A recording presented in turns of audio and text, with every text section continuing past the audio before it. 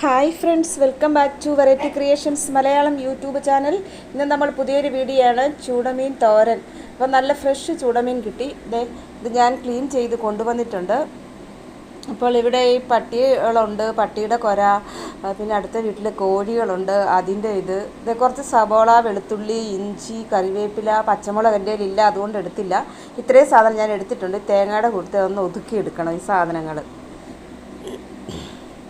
അപ്പോൾ അതൊന്ന് മിക്സഡ് ജാറിലേക്ക് ഇടാം.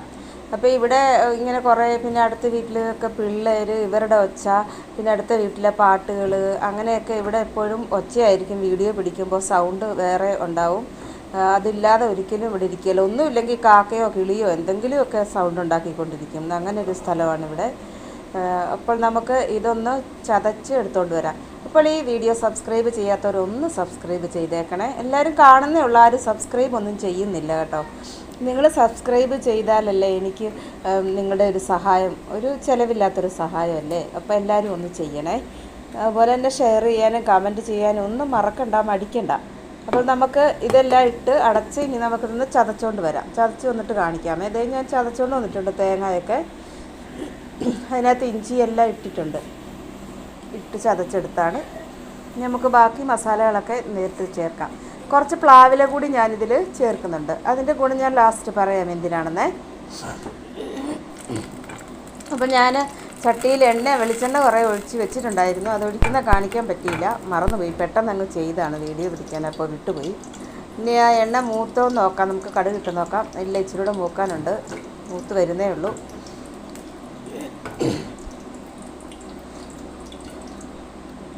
ഇപ്പോൾ കടുകൊക്കെ പൊട്ടാൻ തുടങ്ങി. ഏതാണ്ട് വലിയ സ്ഫോടനത്തിൻ്റെ ഒച്ച കേൾപ്പിക്കുന്ന പോലെ ഉണ്ട് കടുകിൻ്റെ പൊട്ടലിൻ്റെ ഒച്ച. തൊണ്ടയ്ക്ക് എന്തോ ഒരു കശകശ, അതാ സ്വരമൊക്കെ മാറിയിരിക്കുന്നത്. അപ്പോൾ കടുകൊക്കെ പൊട്ടിക്കഴിയുമ്പോൾ നമുക്ക് ആദ്യം ആ പ്ലാവില അരിഞ്ഞത് ഇട്ട് കൊടുക്കാതെ.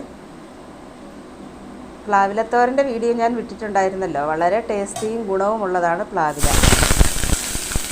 അത് നമുക്ക് ആദ്യം ഇടാം എണ്ണയിലേക്ക്.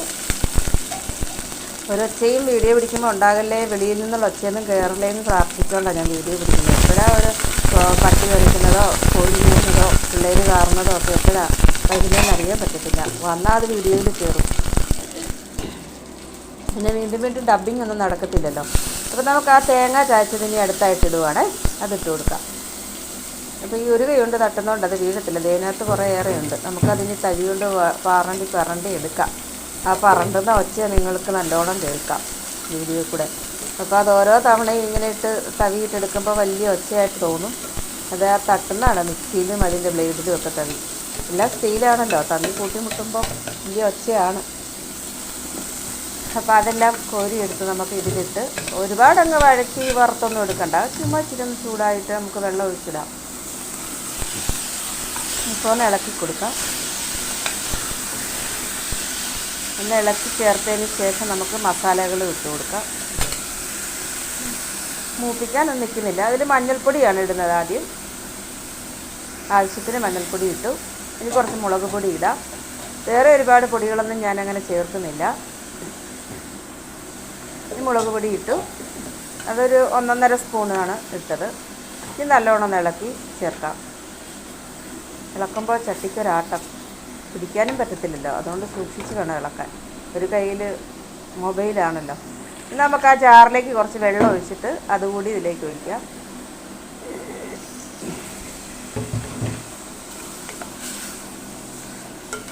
നല്ലോണം ഒന്ന് ഇളക്കി പിടിപ്പിക്കാം. ഇളക്കി ചേർക്കാം അല്ലേ, പിടിപ്പിക്കാമെന്നല്ലല്ലോ.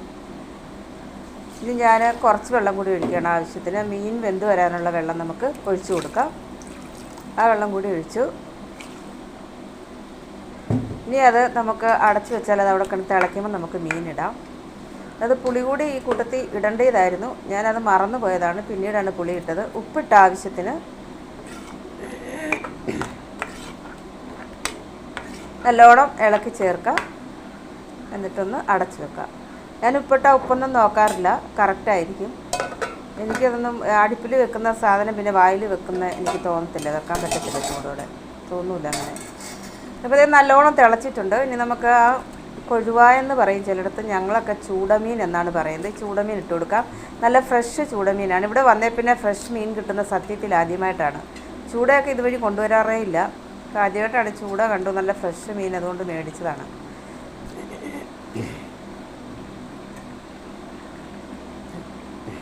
അപ്പോൾ അതെല്ലാം ഇടാം.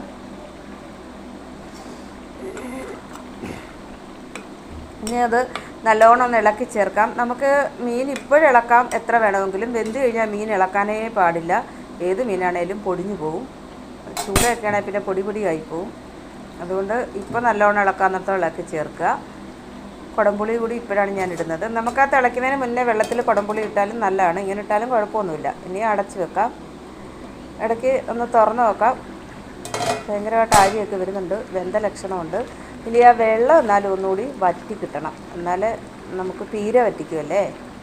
പീര വറ്റിക്കുമെന്നാണ് പറഞ്ഞത്. ഞാൻ കുറച്ച് കുരുമുളക് ഇട്ട് കൊടുക്കുവാണേ, ചതച്ച കുരുമുളക്. അതാണ് ഇപ്പോൾ ഇട്ടത്. എനിക്ക് എല്ലാ കറിയിലും കുരുമുളക് ഇച്ചിരി ഒന്ന് കടിക്കുന്ന ഇഷ്ടമാണ്. നല്ലോണം ഒന്നും ഇളക്കാൻ പറ്റത്തില്ല, അതുകൊണ്ടാണ് ഇങ്ങനെ പതുക്കെ ഇളക്കുന്നത്. നമുക്ക് എടുത്ത് വേണമെന്ന് കുലുക്കി വെക്കാം. ഇങ്ങനെ ഒന്ന് പതുക്കെ ഒന്ന് സൈഡൊക്കെ ഇളക്കിയിട്ടേ ഉള്ളൂ. ഇളക്കിയാൽ മീനൊക്കെ പൊടിഞ്ഞു പോകും, അതുകൊണ്ട് നല്ലോണം ഇളക്കാൻ പറ്റത്തില്ല. ഒന്നുകൂടി അടച്ചു വെച്ചു, വെള്ളമൊക്കെ ഒന്ന് വറ്റട്ടെ. ഇപ്പോൾ വെള്ളമൊക്കെ ദേ വറ്റിയിട്ടുണ്ട്.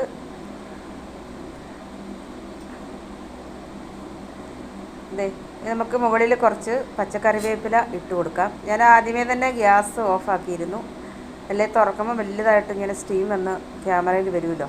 അപ്പോൾ ഒരു പ്ലാവില അതിൽ ചേർത്ത് ആ പ്ലാവിലയും കൂടെ കൊണ്ടുവന്ന് അലങ്കരിക്കുകയാണ്.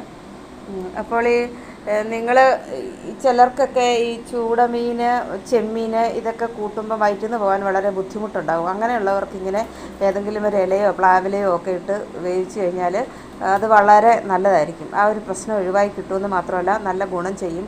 അതുപോലെ തന്നെ പുളിയില അരച്ചാണേലും നമുക്കിങ്ങനെ തോരനൊക്കെ വെക്കാം, അല്ലെ ചുട്ടെടുക്കാം. ഞാനത് കാണിച്ചിട്ടുണ്ട് വീഡിയോ, പുളിയില അരച്ച് ചുട്ടെടുത്ത മീൻ. ബബ്ബായി അടുത്ത വീഡിയോയിൽ കാണാവേ.